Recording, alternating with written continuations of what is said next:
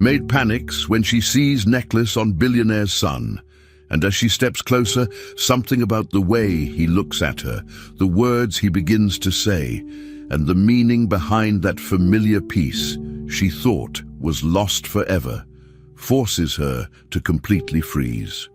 Her breath catching in her throat, her hands shaking as she tries to understand how a child in a mansion full of silent rules could be wearing something that should belong to someone from a life she buried long ago.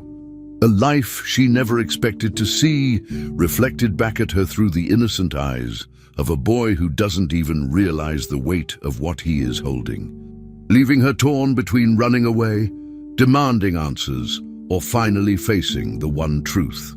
She has spent years trying not to remember, while the walls of the estate seem to listen. The staff pretend not to notice, and the family she works for watches. Everything without saying a word. Before we continue with this story, don't forget to subscribe to the channel and like the video. Oh, and don't forget to comment below where you're watching us from. We love to know that. In the quiet city of Fairfield, Connecticut, there stood a large mansion known by everyone as the Bennett estate. It belonged to the Bennett family, one of the wealthiest families in the region. Inside that house lived William Bennett, a man known for his billions, but also for his silence. He barely spoke to anyone. After losing his wife during the birth of their son, William changed completely. He stopped smiling, stopped joining family dinners, and barely looked people in the eye. Now he lived with his 4-year-old son Noah and his own mother, Eleanor Bennett. Eleanor was a strict and serious woman who liked everything in order. She decided everything in the house, what time meals were served, what Noah should wear, and who was allowed to enter or leave. The staff followed her orders carefully. Even William didn't argue.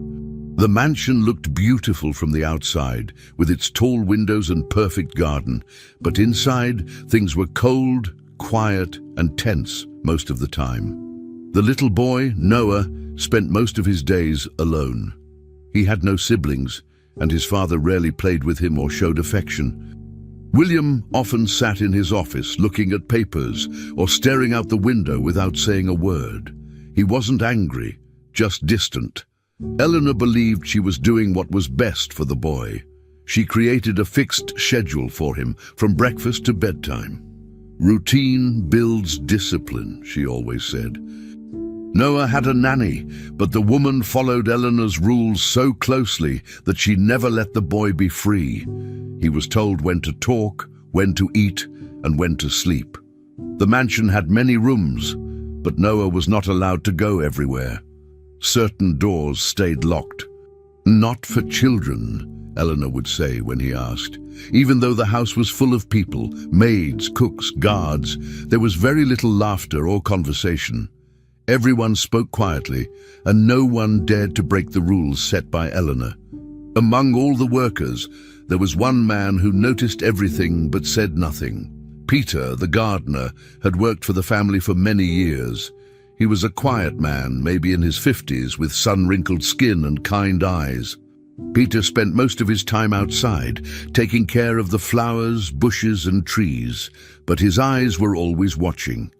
He noticed how Noah looked through the window, longing to run outside. He saw how William avoided the boy, staying hidden in his own world.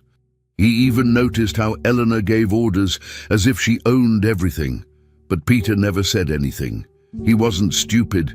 He knew the family's history and that asking too many questions could cost someone their job. Still, Peter felt something was off. Sometimes at night, he saw lights in empty rooms. Other times, he heard strange sounds echoing from the halls. The mansion had secrets and Peter knew it, but for now, he kept his mouth shut and did his job. Inside the house, Eleanor controlled everything like a general in command. She checked the cleaning schedules, reviewed the grocery deliveries, and even approved the clothes the maids wore. She believed that order meant respect. To her, feelings were distractions. When Noah cried, she didn't comfort him. Instead, she told the nanny, "He'll stop. Don't spoil him." William said nothing. He let his mother manage everything because he didn't have the strength to argue anymore. Since his wife died, he stopped caring about how the house was run. He used to be cheerful and full of energy, but now he was just a shadow of the man he once was. He spent his days reading or walking around the garden, not speaking to anyone. Even when Noah reached for his hand or asked to play, William would gently pull away. "Not now," he would say. Eleanor believed she was protecting both of them, but in truth, her rules were turning the house into a quiet, lonely place. Noah didn't understand why his home was different from others. He had no friends, and the only people he saw were adults, who always seemed busy. He tried to talk to the maids, but they smiled politely and returned to their tasks. He tried to follow Peter outside once, but Eleanor stopped him. "You'll get dirty," she said firmly. So Noah spent hours sitting by the window, hugging his toy bear and watching Peter in the garden. He loved watching the birds and the flowers. He wished he could chase butterflies or play with someone. Sometimes he asked questions like, "Why can't I go outside?" or "Where is Mommy?" But nobody ever answered the way he wanted. The nanny said his mother was an angel now, and Eleanor said, "Enough questions." So Noah stopped asking. But deep inside, he felt that something wasn't right. He felt that there was more to the house, more to his family, and more to his story. He just didn't know how to find it. Despite its beauty and elegance, the mansion was filled with silence. The walls were clean, the floors were shiny, and everything looked perfect, but it didn't feel like a home. The staff walked carefully, as if afraid to disturb something. Even laughter was rare. William barely left his room. Eleanor gave orders without emotion, and Noah wandered quietly through approved parts of the house. Behind locked doors and long hallways, the house held memories and stories that no one dared to speak of. Some said the west wing of the mansion had been closed since the day William's wife died. Others said they heard voices when no one was around. Peter continued to work in the garden, always watching, always thinking. He didn't talk much, but he noticed every detail. Something was hidden in that house, something important, but until the truth came out, everyone would continue playing their roles, pretending that silence meant peace. And so, life at the Bennett mansion went on, quiet, cold, and full of secrets. Grace Miller arrived at the Bennett mansion on a Monday morning. She stood at the front entrance with a small suitcase and a heavy heart. She had recently been hired as a maid after going through a long and strict interview led by Eleanor Bennett. Eleanor didn't smile once during the interview. She asked direct questions and paid attention to every small detail. How Grace spoke, how she stood, and how she responded to pressure. Grace, still grieving the recent death of her daughter Emma, did her best to remain calm. She needed the job. Being a widow and having no other family left, she was trying to rebuild her life from the ground up. The mansion looked big and beautiful, but cold and serious. After a short greeting, Eleanor gave her clear instructions. "You're here to work, not to make friends. Focus on your tasks. No distractions." Grace nodded quietly. William Bennett passed by in the hallway during her arrival, but didn't even glance at her. Grace was given a room in the east wing of the mansion, where the bedrooms of William and little Noah were located. Her room was small but clean, with simple furniture and a window that faced the garden. Eleanor walked her through her duties without any warmth. "Clean the rooms by 9 a.m. Do not enter areas without permission. Meals are served exactly at noon," she explained. Eleanor spoke fast and didn't wait to check if Grace understood everything. Grace took notes mentally and followed silently. She was used to hard work. Losing her daughter had changed her completely. The sadness never left her face, and she barely spoke unless necessary. On her first afternoon, while walking through the hallway with a basket of laundry, Grace saw a small figure standing near the door. It was Noah. He looked up at her with wide eyes and said nothing. Grace gave him a gentle smile.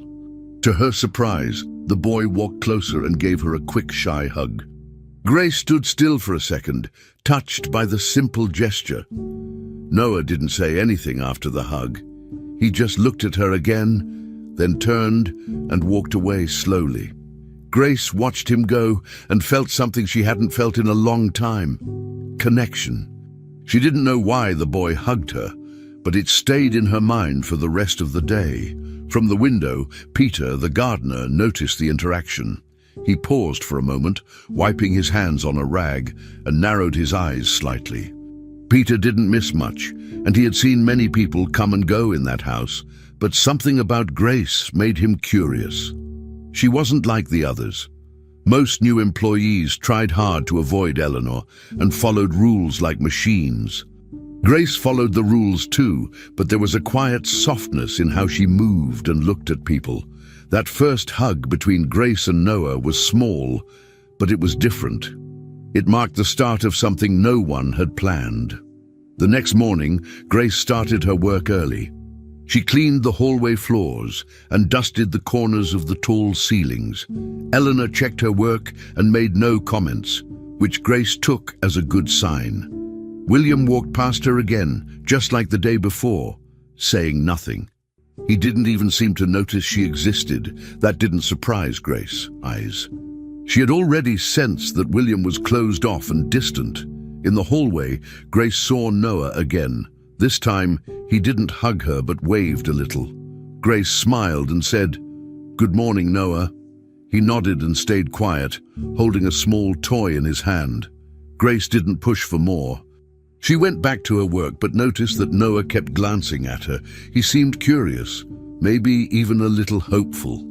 Grace remembered Emma. Her daughter had also been quiet around strangers.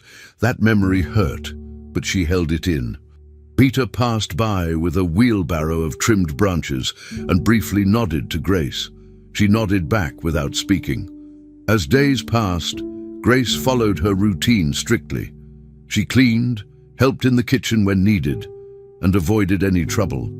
Eleanor remained cold, giving short instructions and offering no praise. "You forgot a spot," she would say flatly, even if the room looked spotless. Grace never argued. She just fixed the issue and moved on.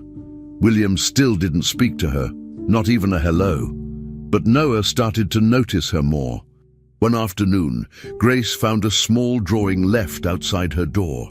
It showed a house, a stick-figure girl, and a stick-figure boy holding hands. There were no words, but Grace understood who it was from. The next time she saw Noah, she said softly, "Thank you for the picture." He smiled and looked down shyly. That was the longest interaction they had so far. From across the garden, Peter saw it happen. He didn't say anything, but he watched closely. Something quiet was building between Grace and the boy, something that didn't exist in that house before. Even though Eleanor tried to keep everything controlled and cold, Grace's presence started to change small things. The way Noah looked at her, the way Peter watched from a distance, and even the silence in the East Wing started to feel different. Grace didn't try to be anything other than what she was: quiet, respectful, and kind. She never crossed boundaries, but her calmness brought a new kind of energy. Noah began sitting in the hallway when she worked nearby, just to be close. Grace never told him to leave. Sometimes she would say simple things like, "I used to sing while cleaning," or "My daughter liked teddy bears too." Noah never answered, but he listened. William remained locked in his own world, and Eleanor stayed sharp and cold, but something subtle had begun to shift. Peter could feel it too. The way he looked at Grace changed, from curiosity to quiet approval. And all of this had started from a simple moment in the hallway, one small hug from a boy to a stranger. Grace didn't know what her future at the mansion would be. She didn't expect anything big. All she wanted was a chance to work and live in peace. But deep down, she could already feel that her arrival had made something change. That first hug from Noah had meant more than words could say. Grace hadn't touched anyone with kindness in so long. That simple hug, so pure and unexpected, had opened a door she didn't even know was still there. Peter, watching silently from the garden, understood more than he showed. He had seen many people come to the mansion, but none of them brought the kind of calmness Grace did. Eleanor still walked with her usual strict steps, and William still avoided everyone, but something quiet was building. No one spoke about it, no one even admitted it, but it was there, and everything had started the moment Grace met Noah in the hallway, smiled kindly at him, and received a shy, gentle hug in return. That small moment had changed everything. As the days passed, Noah began to follow Grace around the mansion more and more. Every morning, as soon as Grace started her chores, Noah would appear by her side. He asked her to tell him stories, asked if she could play with his toys, and often waited in the hallway just to walk with her. Grace tried to stay focused on her work, but it became harder each day. Noah called her by name now, smiling every time he saw her. "Grace, can you tell me another story?" he would say, tugging gently at her apron. Grace would smile softly and say, "Maybe after I finish folding these clothes, okay?" Noah's presence brought movement and sound to parts of the mansion that had always been silent. The staff noticed the change. Even Peter, who usually worked quietly in the garden, seemed to pay attention. Grace felt something growing, a bond she hadn't expected. She didn't look for it, but Noah's affection kept reaching her heart every day. Eleanor quickly noticed the growing closeness between Grace and Noah. She didn't like it. One morning, as Grace helped Noah tie his shoelaces, Eleanor appeared at the end of the hallway and called sharply, "Grace, in my office, now." Inside the office, Eleanor's voice was cold. "You're not here to play. Do not forget your position. That boy doesn't need another nanny," she said. Grace nodded quietly and left without arguing, but the conversation left her shaken. Later that day, William passed by and saw Noah sitting happily beside Grace while she sewed a torn pillow. William paused. He didn't speak, but kept watching. He hadn't seen Noah this peaceful in a long time. That evening, William told his mother, "Let them be, it's helping him." Eleanor's lips tightened, but she said nothing. Grace continued doing her job, but now tried to keep a bit more distance. Still, Noah didn't care. He kept looking for her, talking to her, and sitting nearby. His world was slowly changing, and so was Grace's. Grace began to feel torn inside. Every time Noah laughed, her heart warmed, but every time he hugged her, a pain followed. He reminded her of Emma. Emma had also been curious, gentle, and full of questions. Grace found herself remembering things she tried to forget. Emma's laughter, her drawings, the way she called her Mommy. Grace did not want to get too close, but she couldn't stop it. Noah trusted her. He looked at her not just as a maid, but as someone who cared. Grace didn't speak about her daughter to anyone in the mansion, not even to Peter, who often gave her kind looks. She focused on work, cleaned the rooms, followed the schedule, and tried to keep her emotions hidden. But inside, everything was moving. Each day, Noah became more important to her. Sometimes he held her hand without asking. Sometimes he sat beside her and just stayed quiet. Those moments were small, but for Grace, they felt heavy with memories and emotion. One rainy afternoon, the sky was grey, and the sound of water hitting the windows filled the mansion. Grace was carrying folded towels down the hallway when she heard Noah call from behind. "Mommy?" The word hit her like a stone. She stopped walking, turned slowly, and saw Noah standing there, holding his stuffed bear. He looked confused, as if he had said it without thinking. Grace froze, her eyes wide. She didn't answer. She simply walked away quickly and entered the small service room near the kitchen. Once inside, she put down the towels and covered her mouth with her hand as tears started falling. She couldn't hold it anymore. The word Mommy had opened the wound she fought so hard to keep closed. Her shoulders shook as she cried. She didn't care who heard her. She sat on the floor and let the pain come. The room was quiet except for her sobs, which she tried to muffle. She hadn't cried like that in a long time. A few minutes later, the door creaked open gently. Peter stood there, silent. He didn't ask questions. He didn't say anything. He just stepped inside slowly and closed the door behind him. He looked at Grace with calm eyes and waited. Grace wiped her face and whispered, "I'm sorry. I needed a minute." Peter nodded, still quiet. His presence didn't pressure her. She sat back against the wall and spoke softly. "My daughter's name was Emma. She passed away. Cancer. It was fast." Her voice cracked at the last word. Peter sat down on an old wooden chair near the door and kept looking at her. "You don't have to talk," he said. Grace gave a small, tired smile. "I know, but thank you." She didn't say more, and he didn't ask. That moment of silence between them said more than words. Peter didn't offer advice or pity. Just being there was enough. Grace felt a little lighter, even if the pain was still deep. For the first time, she didn't feel completely alone. After that day, something changed in the mansion. It was small, but noticeable. Grace still worked quietly, and Eleanor still kept a tight grip on everything, but the air didn't feel as heavy. Grace was more open with Noah, even if she tried to stay careful. Noah didn't repeat the word mommy, but he stayed close to her, as always. He didn't understand everything, but he felt safe around her. William noticed how Noah smiled more and seemed less afraid. He didn't say anything to Grace, but his silence no longer felt cold. It felt approving. Eleanor, however, became stricter. She watched everything Grace did and gave more orders than usual, trying to keep control.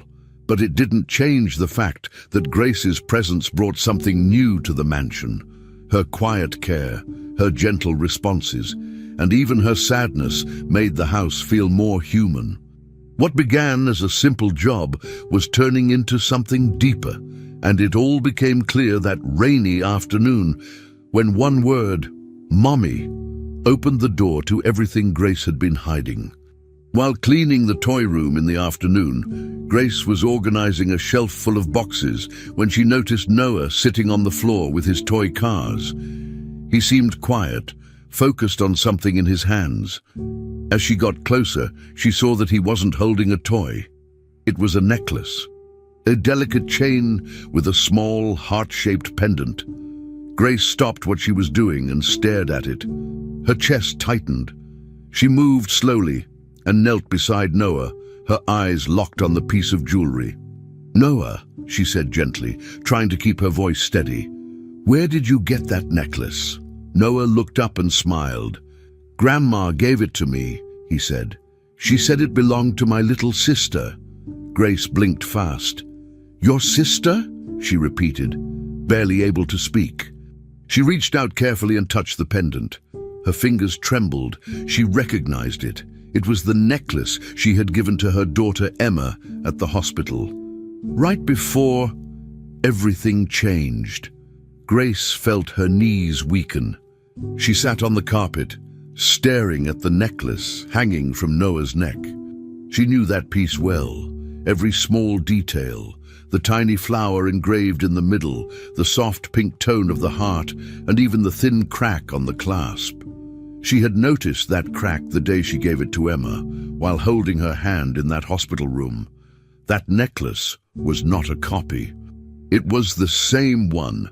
Her voice shook as she asked again, "Noah, are you sure Eleanor gave this to you?" Noah nodded. "She said it was my sister's. She told me I should keep it because it's special." Grace didn't respond. She couldn't. Her mind was racing. Her stomach turned. She stood up slowly and told Noah she needed to finish her work. Then she walked out of the room without saying anything more. Her head hurt. Her heart beat fast.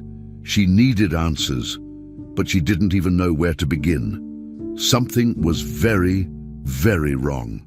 That evening, Grace sat alone in her small room. She had barely eaten dinner. Her hands were still shaking as she unlocked the small wooden box where she kept all her personal things. Carefully, she removed old photos, a baby sock, and a folded hospital bracelet with Emma's name. She searched for the small cloth pouch where the necklace had been stored. It wasn't there. She opened every drawer, checked every pocket, even the suitcase she had brought with her. Nothing. The necklace had disappeared the same day Emma was declared dead. Grace remembered placing it in the pouch before leaving the hospital. That was one of her last memories before her world collapsed. Now, years later, that same necklace was hanging from the neck of a boy in this mansion, given by Eleanor Bennett, who claimed it came from a granddaughter. But Eleanor had no other grandchild. Grace sat on the bed, holding the empty pouch, feeling her body go cold. She couldn't ignore the feeling growing inside her anymore. She couldn't sleep that night. Every time she closed her eyes, she saw Emma's face. She remembered holding her, kissing her forehead, and placing the necklace around her neck. She also remembered how quickly everything happened after that. The doctor said there was no more hope. The nurses rushed in. Then someone told her that Emma had passed. But Grace never saw her daughter's body. She was taken away too quickly. At the time, Grace was too broken, too full of grief to question anything. But now, that pain was turning into suspicion. Why did Eleanor have the necklace? Why would she give it to Noah and claim it came from a sister? Grace felt like the ground beneath her was shifting. That night, she sat by the window and waited for the sun. Her mind kept replaying every moment from the hospital. Every word, every detail. "Something is wrong," she whispered to herself. "Something is very wrong." She knew she needed to find out the truth. The next morning, Grace woke up determined. She dressed quickly and started her usual duties, but her focus had changed. Every time she saw Eleanor, she watched her more closely. Every word, every glance, every small gesture, Grace paid attention to all of it. Eleanor greeted her with the same cold tone as always, pretending everything was normal. But Grace no longer saw her the same way. She wondered what else Eleanor had hidden over the years. Was it possible? Could someone like Eleanor do something like that? Grace didn't want to believe it, but the necklace was real, and Noah had spoken the truth. He had no reason to lie. As Grace continued her cleaning in the dining room, she glanced through the open door and saw Eleanor speaking to one of the maids. She smiled, but it wasn't a warm smile. It was careful, controlled. Grace lowered her eyes and kept cleaning, but her thoughts didn't stop. From that moment forward, she would no longer see Eleanor as just a strict old woman. Throughout the day, Grace kept replaying everything in her head. She remembered how Eleanor had treated her since the first day. Cold, strict, distant. But now Grace wondered if it wasn't just personality, it was control. Maybe Eleanor had done something terrible. Maybe she was hiding something. Grace continued her work, but her mind was somewhere else. She knew she needed to stay quiet for now. If she started asking too many questions too quickly, she might not get the answers she needed. She decided she would start slow, observing, listening. Noah was innocent. He didn't know what the necklace meant, but Grace did. And she couldn't pretend anymore. That necklace, the one she gave to Emma, had returned to her life through Noah, and that meant the truth wasn't buried. It was right here, inside the mansion. She looked around at the quiet halls, at the polished floors and heavy doors. Somewhere in this place, the answers were waiting, and everything had started when she saw that necklace. Grace couldn't ignore the feeling anymore. After seeing the necklace on Noah and hearing what he said about a sister, something inside her shifted. She was sure now. Something was wrong. She had to find the truth, but she needed to be careful. If she asked questions too directly, Eleanor could react badly. So Grace began her own quiet investigation. While doing her daily cleaning, she started paying attention to small things she hadn't noticed before. She watched Eleanor's routine closely, when she left her room, where she went and who she spoke to. Grace also began exploring areas of the mansion that were rarely used.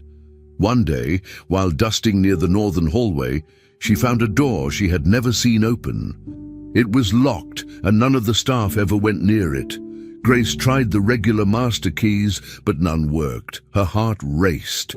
She didn't know what was behind it, but something told her it was important. That door wasn't just locked, it was hidden on purpose. Over the next few days, Grace kept checking that same hallway when no one was around. The locked door in the north wing began to take over her thoughts. Why was it always closed? Why had no one mentioned it? One afternoon, while watering the plants in the hallway as an excuse, she turned and saw Peter watching her from the garden door. He wasn't smiling, just observing. Later that evening, after most of the staff had gone to their rooms, Peter walked by the kitchen where Grace was finishing up. "You've been different lately," he said quietly. Grace hesitated, but then nodded. She didn't want to lie. "There's something I need to know," she whispered. Peter looked serious. "I've seen the locked door too," he said. That was all it took. Grace sat with him at the back porch and shared part of her story about Emma, the necklace, and how nothing made sense anymore. She didn't give full details, but Peter understood. "If you're looking for answers, I'll help," he said. Together, Grace and Peter formed a quiet plan. They knew they couldn't just break into the door or question Eleanor directly, so they started with her office. Peter had been working in the mansion long enough to know which keys Eleanor kept and where. He said, "There's a small metal box in her drawer. I've seen her open it before with a separate key." The next step was finding a way into the office when Eleanor wasn't there. Grace waited for the right moment. One morning, while Eleanor was in town for errands, Grace entered the office under the excuse of cleaning. Her hands were shaking, but she moved quickly. She found the drawer, and inside was the metal box Peter had mentioned. She didn't open it, just confirmed it existed and had a separate keyhole. That night, Grace told Peter, "We need that key," she said. Peter nodded, but neither of them had a plan yet. Still, they knew more than before. Slowly, they were getting closer. While waiting for another chance to check Eleanor's office, Grace decided to follow a different lead. She needed to go back to the hospital where Emma had been. She took a day off, pretending she had a personal appointment in the city. She wore plain clothes, took the first bus, and arrived at the hospital that had brought her so much pain. The building hadn't changed. She walked through the doors and went straight to the records department. "I'm looking for information on a patient," she said. "Emma Miller, 4 years ago." The woman behind the desk typed on her computer and frowned. "There's no record," she said. "Are you sure about the name?" Grace repeated the name and date again. Still nothing. She insisted, asked to speak to a supervisor. After a long wait, another employee came out and explained, "That file was removed from the system the week of the reported death. There's no digital or paper record, and no body was released to any family." Grace felt dizzy. This confirmed her worst fear. Grace sat on a bench outside the hospital, unable to move for several minutes. Her hands were cold, and her chest felt tight. She thought back to that horrible week. The shock, the grief, the confusion. She had been so broken that she didn't ask questions. She had trusted the staff, trusted the system. Now she saw how easily things could have been hidden. The necklace, the missing records, no body. It all added up. Emma was not dead. Grace didn't know how or why or who was involved, but she knew the truth now. Something terrible had happened, and someone had covered it up. She took the bus back to Fairfield in silence, staring out the window with a blank face. When she arrived back at the mansion, Peter was waiting near the back gate. He could tell by her expression. "You were right," Grace said. Peter didn't ask for details. He simply nodded.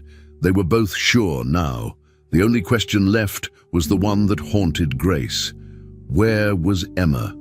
The mansion felt different when Grace walked through it the next morning. She looked at everything with new eyes. Eleanor's cold voice, William's silence, the locked door, the staff that followed orders without question, all of it felt connected now. Grace couldn't pretend anymore. She wasn't just a maid. She was a mother looking for her daughter. She moved through the day pretending everything was normal, but her mind stayed focused. Peter and Grace met again in the greenhouse and talked in whispers. "The key," Grace said. "We need it soon." Peter said he would look for a way. They agreed not to rush. They had to be careful. Grace also kept a closer watch on Eleanor now. Every movement, every word, every strange look, it could all be a clue. There was no doubt anymore. Emma was alive, and someone in that mansion knew the truth. Grace would not stop. She would keep searching, keep digging, and keep watching, because now her suspicion had become certainty. Emma wasn't gone. She was somewhere. Peter managed to get a copy of the key to the basement in the north wing. He didn't say how, only that it had taken days of waiting, watching, and choosing the right moment. Grace didn't ask too many questions. She just held the key in her hand and stared at it.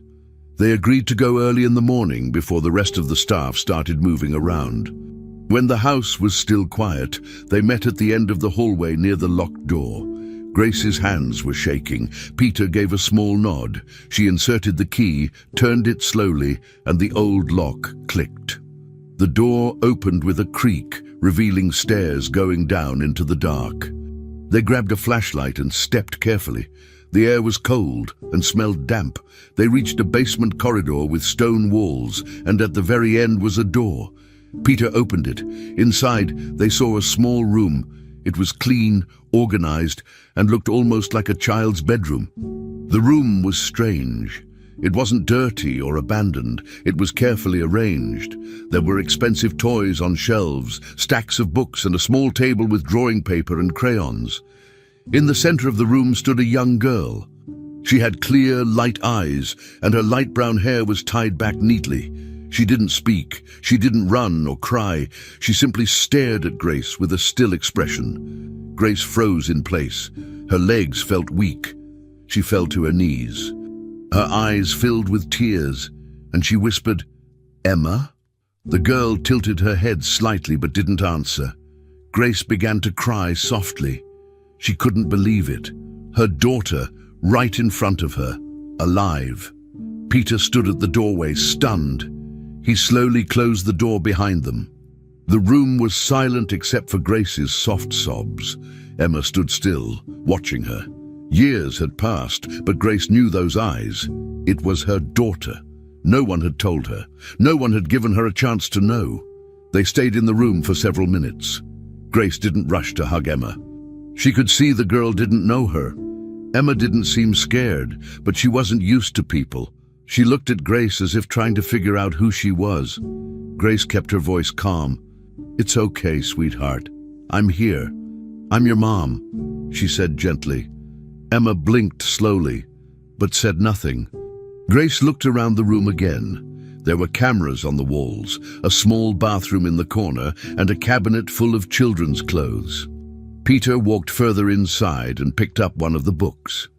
"These are new," he said. Everything in the room was well maintained, as if someone came regularly to care for it. But it was still a prison. No windows, no sunlight, no doors to the outside. Emma had been raised here, in isolation. Grace looked back at her daughter and felt a mix of relief and anger. Emma was alive. But what kind of life had she been forced to live? Grace stood up slowly. Her face was pale and her hands were clenched. "We can't leave her here another second," she said to Peter. He nodded. "We need to be careful," he warned. "Eleanor will notice something's wrong if we move too fast." Grace agreed, but she couldn't stop shaking. Her mind raced. Who did this? Why? How could they take her baby and hide her like this for years? They returned Emma to her room and locked the door again so nothing would seem unusual.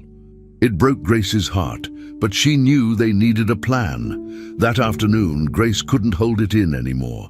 She went straight to Eleanor's private lounge and knocked hard. Eleanor opened the door with her usual stiff posture. "I know," Grace said, breathing hard. "I saw her." "I saw Emma." Eleanor didn't flinch. She stayed quiet for a second and then said coldly, "She's more mine than yours now." Grace's mouth fell open in shock. Peter stood nearby, tense. Then William walked into the room. William had heard the last part. He stepped into the room slowly, looking from Grace to Eleanor. "What's going on?" he asked, confused but serious. Grace turned to him, her voice shaky. "Your mother took my daughter, Emma. She's alive. She's been locked downstairs all these years." William looked at Eleanor. "Is this true?" he asked. Eleanor didn't deny it. She looked at him and said, "I did what was necessary. That child needed structure, protection. Grace was a mess back then. She didn't deserve another chance." William seemed frozen. He looked lost, trying to process everything. "You kept a child in the basement?" he whispered. Eleanor lifted her chin. "I gave her a life, a better one than Grace ever could." Grace stepped forward, tears in her eyes. "She's my daughter. You had no right." Peter remained in the doorway, silent but alert. The room was filled with tension. William had no words. For the first time, the truth was out, and it couldn't be hidden again. No one spoke for several seconds. Grace stood there, shaking but firm. William looked completely stunned, like the floor had dropped beneath him. He turned to Eleanor again. "How long?" he asked. "Since the hospital," she answered without emotion. "I made arrangements. She was never declared to the state. The records were erased." Grace gasped. William stepped back. "You stole a child," he said.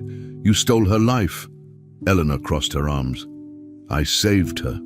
Grace took a deep breath. "You didn't save her. You locked her away." William didn't defend his mother. He didn't say anything. He looked at Grace. "We'll fix this," he said quietly. She nodded, still trembling. The truth had finally come out, but the pain was only beginning. Emma had lived in silence for years. Grace had been made to grieve a child who was never dead. Peter placed a hand on Grace's shoulder. "We need to get her out," he said. Grace looked him in the eye. "We will," she said. "We're taking her back." The words didn't make sense to him at first. He looked at his mother, waiting for her to explain that it was all some kind of misunderstanding, but she didn't. Eleanor stood calmly, as if she had nothing to hide. Grace kept repeating, "Emma is alive. I saw her." "You have to believe me." William shook his head. "This isn't possible," he said softly, almost to himself. Eleanor then said, "She was abandoned. I saved her from a broken life." Grace stepped forward, holding old documents, Emma's birth certificate, hospital files, and even pictures, but William didn't look. He turned away. "I can't deal with this now," he said. Then without warning, he pointed at Peter. "You leave. I don't want to see you here again." Peter opened his mouth to argue, but didn't. William then looked at Grace. "You're on leave.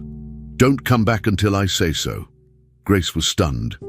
The next morning, Grace returned to the mansion, hoping it had all been a bad dream, but the guards stopped her at the gate. "Mr. Bennett gave clear instructions," one of them said.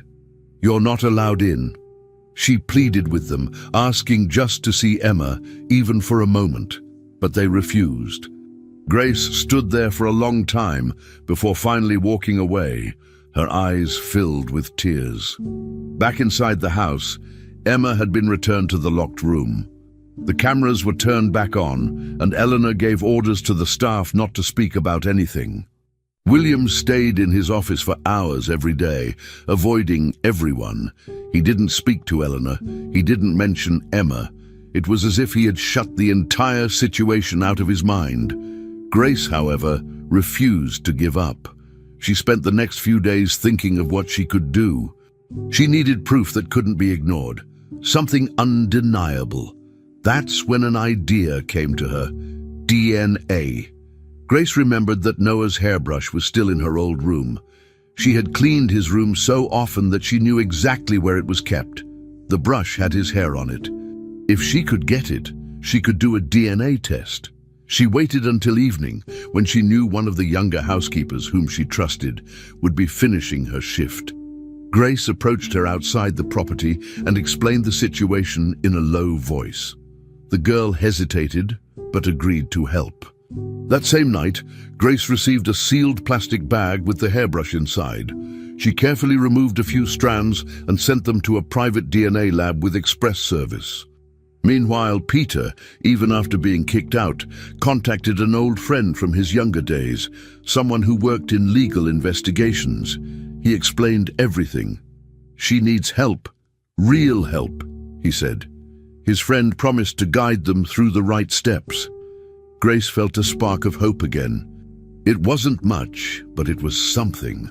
While waiting for the DNA results, Grace spent her time collecting every document she had. She printed photos, made copies of hospital reports, and wrote down everything she remembered from the day Emma was taken from her at the hospital.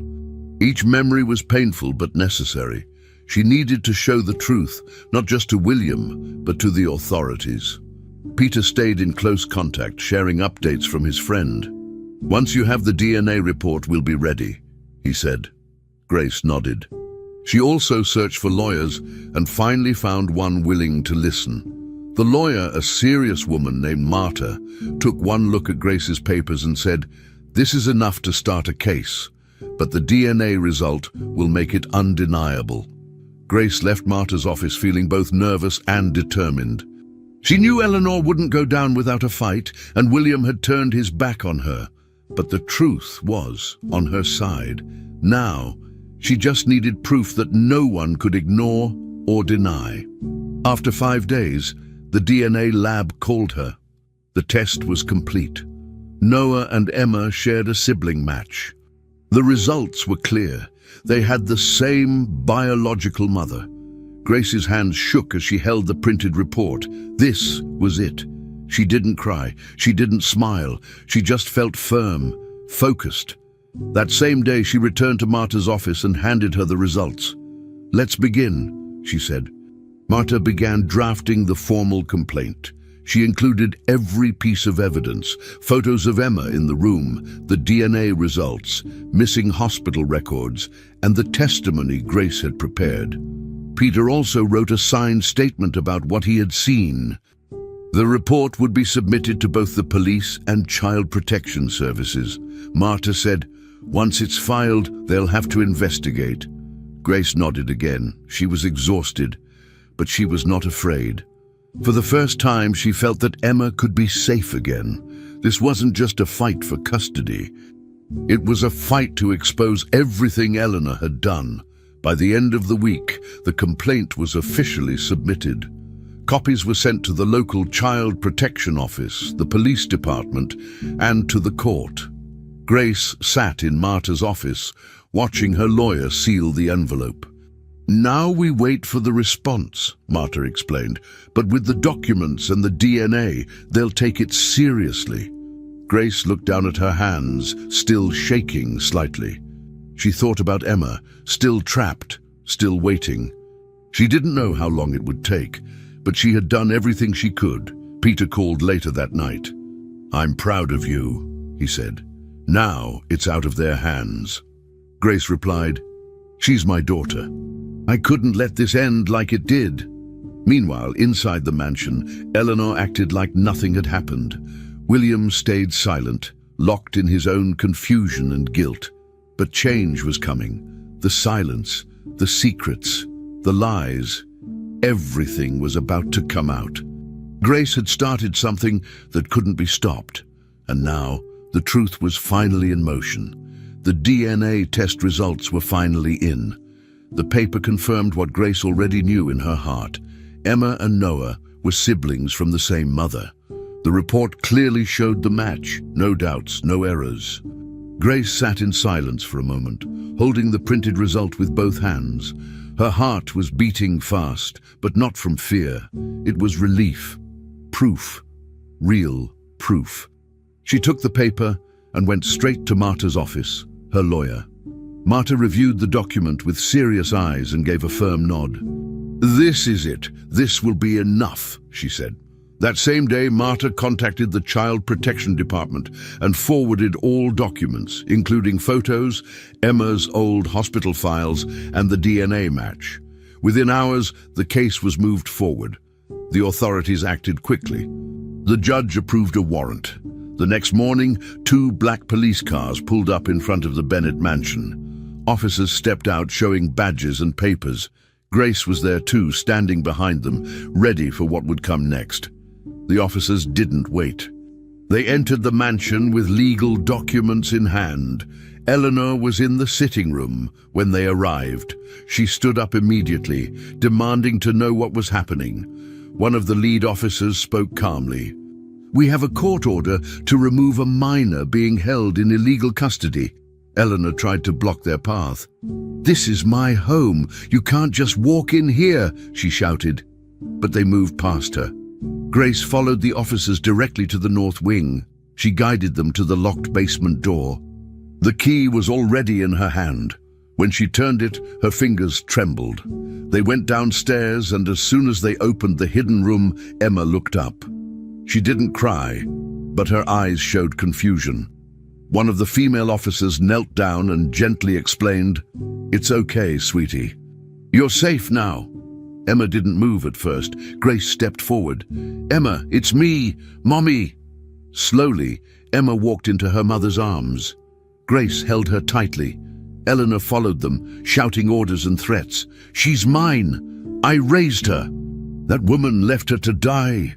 But her words didn't stop the officers. One of them approached her and calmly said, "Ma'am, you're under arrest for child abduction, illegal confinement, document forgery, and psychological abuse." Eleanor's face turned pale. "I did what was best for her," she muttered, trying to remain calm. The officer didn't respond. They handcuffed her gently but firmly. As they led her out of the mansion, reporters had already started to gather at the front gate. News of the operation had spread fast. Cameras flashed and voices shouted questions. Eleanor kept her head down. Inside the house, William stood frozen in the hallway. An officer handed him a sealed envelope. "This contains the full report, sir," he said. William took it but didn't open it.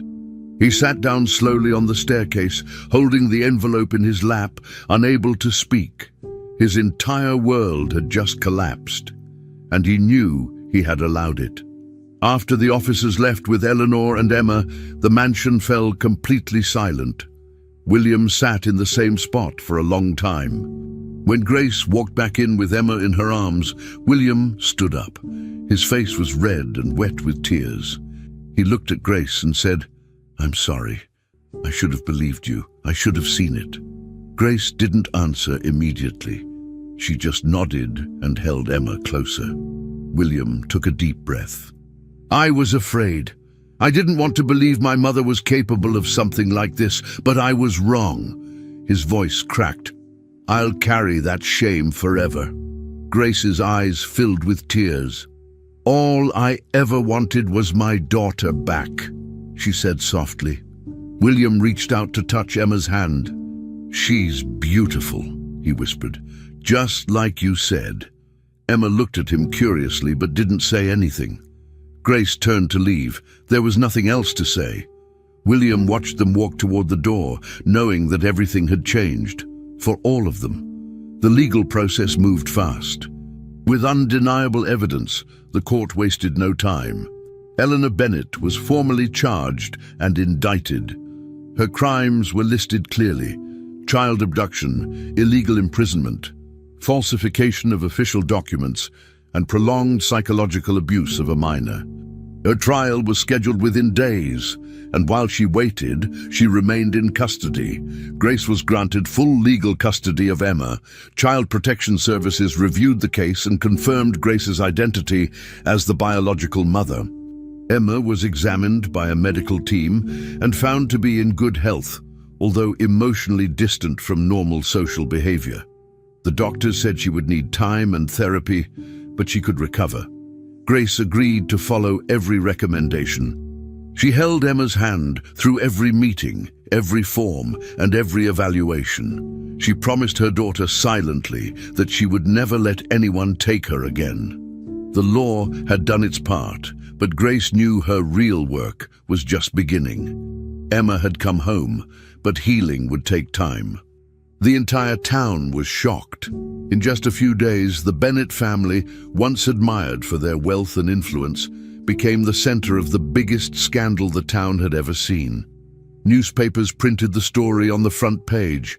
"Elite family involved in secret child confinement," one headline read.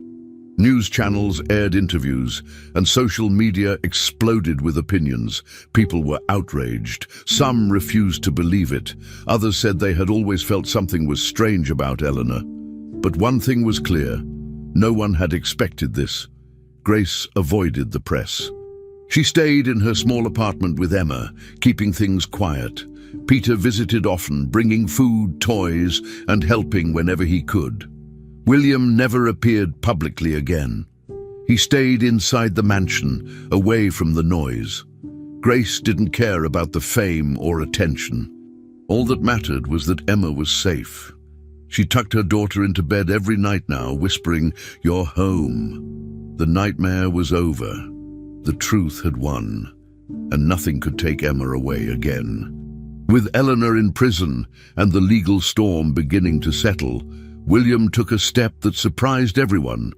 He temporarily transferred full custody of Noah to Grace. It wasn't a decision he made quickly, but after everything that had happened, he realized she was the only one who had truly protected both children. "He's safe with you," William said during a quiet conversation at the mansion. "I need time to rebuild myself. I can't be the father he needs right now." Grace was hesitant at first, but she agreed. She promised to keep William informed about everything. The children's routine slowly adjusted. Noah adapted well, and being with Grace made him calmer. Emma still needed time, but being near Noah helped. Their bond grew stronger each day. Grace balanced care for both children while managing her emotions. She had won a painful fight, but now came the hard part, helping two young hearts feel whole again. William kept his distance, visiting from time to time, but letting Grace lead the way. Peter was also invited back to the mansion, not as a gardener this time, but as property manager. William trusted him completely now, and Peter accepted the offer, knowing he could help make real changes. The mansion, which had once been cold and full of secrets, began to transform. Rooms were cleaned out, walls repainted, and the north wing was no longer locked. William gave the order to build a new children's wing full of light, color, and open space. It included playrooms, a reading corner, and therapy spaces. "This house needs to breathe again," Peter told one of the workers. He supervised every detail, making sure it felt like a place of life, not control. Emma and Noah visited sometimes while the construction went on. Emma was quiet, but curious. She would touch the new furniture and watch the painters from a safe distance. It was all part of a slow recovery. No one rushed her. Everything was done with care, focused on giving the children a sense of safety and trust again. Emma was enrolled in weekly psychological therapy with a specialist who had experience in child trauma. The sessions were private, gentle, and built slowly over time. At first, Emma barely spoke. She would sit silently or draw pictures. Grace attended every appointment and stayed in the waiting room, reading or just being nearby. Over the weeks, Emma began to open up, first with small nods, then whispers, and eventually short sentences. The psychologist taught Grace how to reinforce positive responses at home. Every time Emma called her mommy, Grace smiled but never pushed. One day, after a long walk in the park, Emma reached out and held Grace's hand without being asked. Grace looked down and smiled. That moment meant more than any word. Noah was also part of Emma's healing. He treated her like a true sister. He shared his toys, told her stories, and always waited for her before starting any game. Grace often found them sitting side by side, drawing together or laughing at silly jokes. With things slowly stabilizing, Grace decided to move out of the mansion. William helped her find a small, comfortable house not far from town. It was close enough for Noah and Emma to visit the mansion when needed, but far enough to give them space. Grace decorated the home herself, simple furniture, warm colors, and plenty of space for the children to play. She wanted it to feel different from everything they had known. William respected her decision. They kept in regular contact for the children's sake. He called often to check in and came by when invited. Their conversations were calm and mature. There was no anger between them, just a shared goal to give the kids a future. Grace appreciated that. She never imagined her life would turn out like this, but she accepted it. She was no longer just surviving. She was building something new, something stable. Emma and Noah adjusted well to the new routine, and the new house started to feel like a real home for all three of them. The mansion, once known in town as a place of wealth and strict rules, became a symbol of change. People who had once only whispered about the Bennets now spoke openly. The community, once silent, showed support for Grace in small and big ways. Neighbors brought meals, strangers sent kind letters, and parents invited her to speak at local meetings about courage and justice. One day, the mayor's office invited her to a public event and honored her with a Community Bravery Award. Grace stood on the small stage with Emma and Noah beside her. She didn't give a long speech, just a simple thank you and a reminder that truth always matters, no matter how long it takes. The applause was warm and real. It was the first time Grace smiled in public without hesitation. She had come a long way. She was no longer the woman carrying loss and doubt. She was a mother, a survivor, and now someone the town truly respected and admired. Finally, the government completed the legal process of restoring Emma's identity. Her birth certificate was corrected and all records were updated. She officially had her name back, Emma Miller. Grace held the document in her hands, tears filling her eyes. "Welcome home," she whispered to her daughter, handing her the paper. Emma didn't fully understand all the details, but she smiled and hugged her mother. That paper meant more than words. It meant justice had been done. Grace framed a copy and placed it in the hallway of their new house. It was a daily reminder of how far they had come. The darkness that once surrounded their lives was fading. The mansion no longer felt like a place of pain. It had become a place where healing started. Emma was smiling more, Noah was thriving, and Grace felt peace again. The past had left its mark, but it no longer controlled their future. They were finally free to move forward, with truth, love, and the life they all deserved. Months had passed, and life had finally calmed down. Grace and Emma were living in peace in their small house near town. The days were quiet, filled with small routines that brought comfort. Breakfast together, homework time, and walks in the afternoon. Emma had her own room now, decorated with soft colors and drawings she made herself. She was sleeping through the night, smiling more and speaking with more confidence each day. Grace saw the change and held on to it. It wasn't easy, but it was real. Noah visited regularly, spending part of the week with Grace and Emma and the other part with William. He called Grace Mom now, not because anyone asked him to, but because it felt natural. "You're my second mom," he said once with a smile. Grace hugged him tightly. The three of them, Grace, Emma, and Noah, had become a family in their own way. It wasn't perfect, but it was honest. For Grace, peace didn't mean forgetting the past. It meant finally living without fear. Emma had started school 2 months earlier. At first, she was nervous. She didn't speak much, and everything was new. Grace walked her to the gate every morning, holding her hand and reminding her, "Just do your best." Slowly, Emma began to adjust. She sat in the front row, listened to her teacher, and observed the other children. After a few weeks, she started to talk during group activities. Then came the drawings.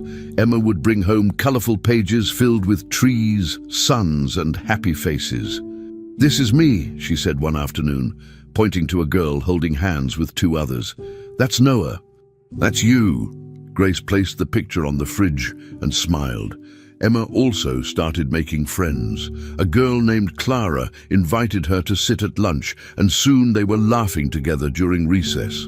Watching Emma build a life gave Grace strength. Every time she saw her daughter smile, she knew the fight had been worth it. Emma was getting her childhood back, one day at a time. William had changed too. The man who once hid in silence was now trying every day to rebuild what had been broken. He saw his children regularly, never missing a visit. He asked Noah about school, played board games with him, and even helped Emma with her reading. He didn't force anything. He simply showed up and stayed. One evening, during a quiet visit, William said to Grace, "I know I failed when it mattered most, but I won't disappear again." Grace looked at him and replied, "Just be here. That's enough." And he was. He supported Grace in every way he could, financially, legally, and emotionally. He never tried to take control, only to help. Grace had earned the respect of everyone, including William. The townspeople, who once looked at her with suspicion or pity, now saw her differently. She was known for her strength and for what she had overcome. People greeted her with kindness, thanked her, and told her she had done what no one else dared. Peter remained an important part of their lives. Even after everything had settled, he visited the house often, helping fix things, dropping off groceries, or just sitting outside to chat with Grace. He had become more than a friend. He was family. Emma trusted him. She would sit beside him in the garden while he told simple stories or showed her how to plant flowers. Noah liked being around Peter too, asking questions and following him around. "You always know what to do," Noah told him one day. Peter chuckled and said, "I've had a lot of practice." Grace knew she could always count on him. He had been there when no one else had. Peter didn't like attention, but everyone in the family knew what he meant to them. Grace once told him, "You were the first person who believed me." He simply nodded. Their bond didn't need big words. It was built on loyalty and quiet actions, and it stayed strong, even when the rest of the world moved on. As for Eleanor, her story had taken a different turn. After the trial, she was found guilty and sentenced without appeal. The charges were serious, and the judge made it clear there would be no second chances. She was transferred to a high-security prison where she began serving her time. No visitors came, no lawyers filed for reconsideration. She remained alone, facing the consequences of her actions.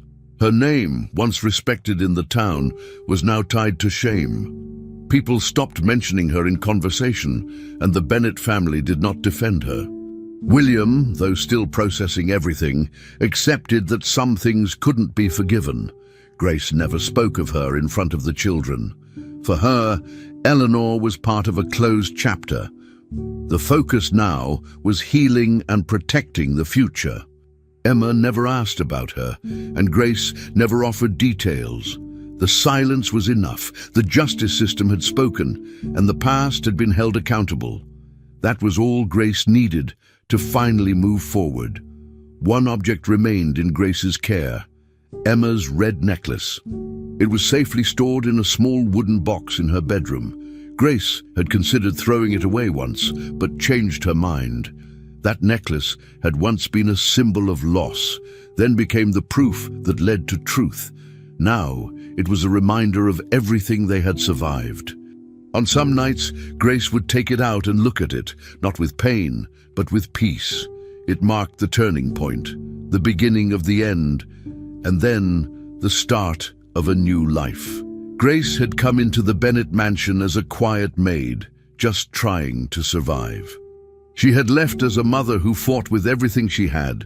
She didn't just recover her daughter, she restored her own strength, her name, and her peace. The house, the case, the past. It no longer defined her. Grace had begun again, this time with no secrets, no fear, and no shame. She had finally found her place. She was home. Finally, we've reached the end of this story. I'm extremely happy that you've made it this far. Thank you very much for watching. Comment below what you thought and what was the best or worst part. Don't forget to subscribe. Until next time.